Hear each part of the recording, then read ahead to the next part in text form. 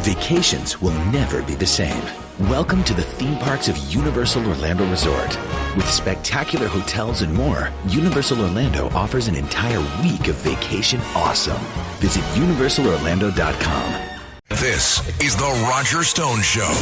This is The Roger Stone Show. And we're back on The Roger Stone Show here at the Red Apple Audio Network. Hunter Biden, well, he's dropped out of the news. Seems as soon as Nancy Pelosi and Barack Obama bludgeoned Joe Biden out of the race. I mean, something happened in the 6 hours between Joe saying on Saturday there was no way he was getting out and Sunday afternoon when he released a very strange letter that was not on White House letterhead, and even Nancy Pelosi said it didn't sound like him. There is no one who has chronicled the foibles of the entire Biden-Crichton family more than Garrett Ziegler. Garrett Ziegler served in the Trump White House.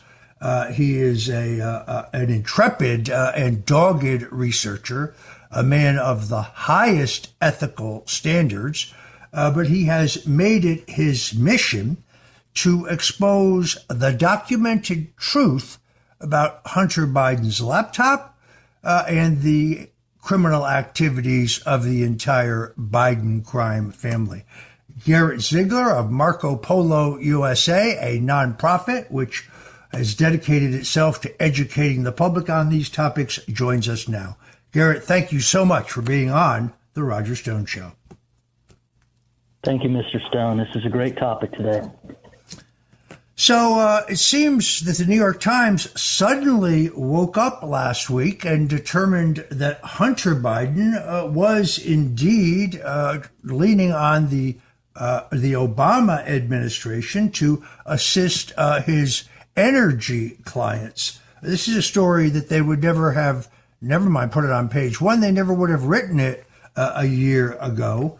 Hunter's already gone to trial on gun charges in Delaware. He faces tax charges in California. Bring us up to date. What is going on in the Hunter Biden saga? And now that his father has been shunted aside, is he going to be treated like every other American would have been treated had they committed the crimes that he has committed? Well, I'll take the last question first. He's not going to be treated like every American would, and that is evidenced by the fact that the most serious charges are not on the table. Weiss he allowed the money laundering and FARA violations from the Burisma years, specifically 2014 to 2016, expire. He let the statute of limitations run. Any other poor sap would have been charged for those violations. So it's a travesty. And what we have here on September 9th, as you alluded to, is a trial in Los Angeles. And the only question is whether Joey is going to pardon him before that, because that trial in Los Angeles, which is upcoming, which goes into tax evasion, ironic considering your terrible plight and how his own father's DOJ has went after you with the fervor of a new convert, and how his own son, not only you declared everything, his son didn't declare at least 1.5. That's the floor. We know at least there's $1.5 million that he skirted on. It's probably more. Our group, Marco Polo, doesn't have all the evidence the feds have because we don't have subpoena power. And so up on September 9th, and I'll be there every day, and I'm going to try to stay away from his crazed second wife who yelled at me the last trial. I'll be in Los Angeles every day, September 9th. The trial is going to be lasting 3 to 3.5 weeks. The one in Delaware was only 6 days. It was very simple. It was a clear-cut case. I actually disagree with one of the 3 charges in Delaware. But in less than a month, 3 weeks exactly almost, Hunter is going to be sitting there for over 3 weeks. There's 9 counts in that indictment, 6 misdemeanors, 3 felonies.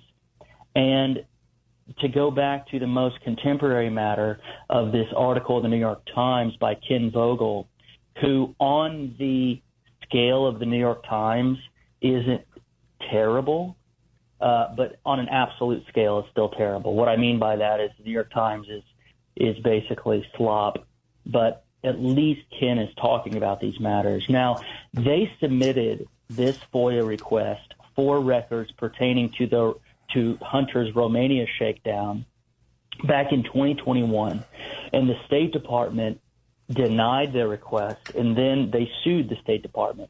And so what's interesting about this case is Ken Vogel does have some plausible deniability because he FOIA'd in one of these records back in 2021, and the State Department said that it was a, quote, coincidence. They said this to Ken, that it was a, quote, coincidence that they just now produced the documents right after Joey got cooed. And if I could just have one word on that, how fitting is it? Joey, the puppet, for 55 years, both in the U.S. Senate, VP slot, and presidency, he was thrown out like a puppet only can be. And so his exit out of American political life was ironically just how it came in. It was by forces greater, more powerful, and I would argue even more sinister than Joe, because it shows that Joe was purely a vessel for other things. He was never his own man. And that's really, in key ways, one of the most pathetic things that anybody could ever admit to, that they weren't their own man. And Joe basically, like you said, in that, my friend had a weird description of it, Roger. He said, imagine having to write your suicide note with a gun to your head. That is essentially the experience that Joey had. He never underlines his signature, and yet that non-watermarked letter had an underline under Joey's signature. So I don't even think he dictated it, let alone wrote it on a word processor. And it's just, within 2 weeks of that July 19th, I believe, or July 21, excuse me, within 2 weeks of that July 21 bowing out, the State Department produces all these records to Ken Vogel, who, by the way, talking about this absolute scale of how terrible the New York Times is, Ken Vogel didn't even publish the underlying emails. He just quoted from them. So now me and a couple buddies are now FOIAing Ken Vogel's FOIA request, because the New York Times, in their limited hangout fashion, they spent many thousands of dollars litigating this, and yet they wouldn't even publish the underlying emails. What makes WikiLeaks and Marco Polo, for that matter, special is the underlying emails are published. Anybody that's listening to this can go look up every email on the Biden laptop at bidenlaptopemails.com for free. We're being sued over it. We've had to pay $200,000 to attorneys just to prove our innocence in this in federal court. And Ken Vogel couldn't even do that for us. So we knew that Hunter was reaching out to Obama administration officials. All we have, and we have that in our report, in our free dossier at bidenreport.com. But what we're eager to see, and what we will eventually see, is what was produced to Ken Vogel on this FOIA request.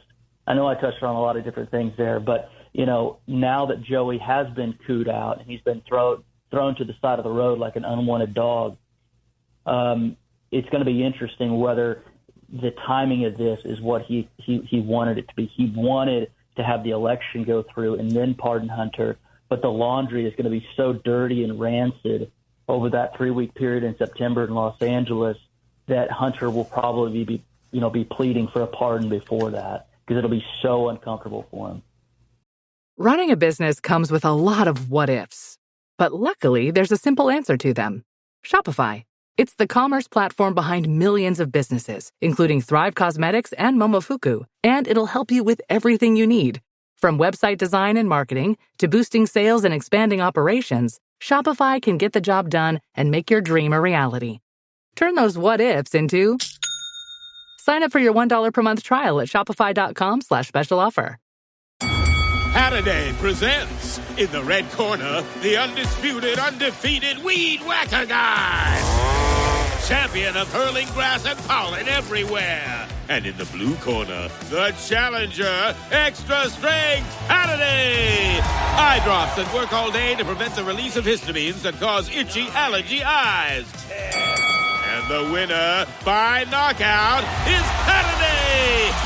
Halliday, bring it on. At Sephora, we've got what you want because you're obsessed with your skin and we're obsessed with what it needs. Sephora has the best products to help you get beautiful, glowing, radiant skin. With an extensive, inclusive range of results-driven formulas and in-store beauty advisors to help you find exactly which are right for you, the best skincare is only at Sephora. Sephora, for all your skincare. Hey, Kristen, how's it tracking? With Carvana Value Tracker. What else? Oh, it's tracking. In fact, Value Surge Alert trucks up 2.5%. Vans down 1.7%. Just as predicted. Mm-hmm. So, we gonna... I don't know. Could sell, could hold. The power to always know our car's worth. Exhilarating, isn't it? Tracking. Always know your car's worth with Carvana Value Tracker. This is, of course, that false equivalence that leftists always throw. Oh, Roger and Edie Stone, they evaded taxes. How come they weren't prosecuted? No, sorry. Actually, we reported every single penny of our income to the penny. We also accurately reported every meager asset we own. I owe the IRS an enormous amount of money, but 75% of that money is interest and penalties.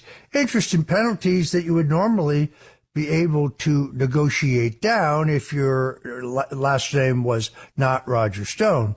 And I'll be paying the IRS for the rest of my life. But I got a break? No, I got no break, none whatsoever. It's a common fake Great meme point. online.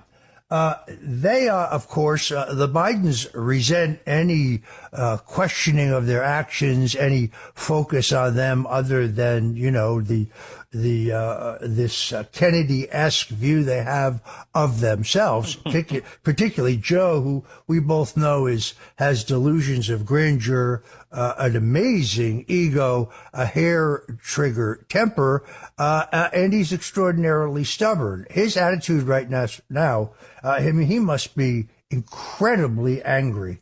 As a very high-level Democrat who's a friend of mine, who told me on Friday afternoon that Joe would resign by letter on Sunday afternoon. I doubted him, but he turned out to be right. Told me that someone who worked for Joe told him that Biden actually said, now I won't go down in history with FDR, LBJ, or even Bill Clinton as one of our greatest presidents. Unbelievable. Absolutely hilarious. No, and part of Marco Polo's mission is to make sure that his legacy is even worse than Jimmy Carter's, and all we have to do to achieve that is tell the truth. Remember, Jimmy Carter at least built a couple houses after he bowed out and got his rear end crushed in the election of '81. Joey still has to answer to his older sister, both literally and politically, and I'm referring to Nancy D'Alessandro. The progeny of a big-time mob boss in Baltimore. Her father was the mayor of Baltimore, as you know, and she made Joey an offer he can't refuse. And a part of that golden handcuff, I bet, was a huge presidential library and Hunter taken care of. Hunter thinks that, Marco Polo is going to settle now.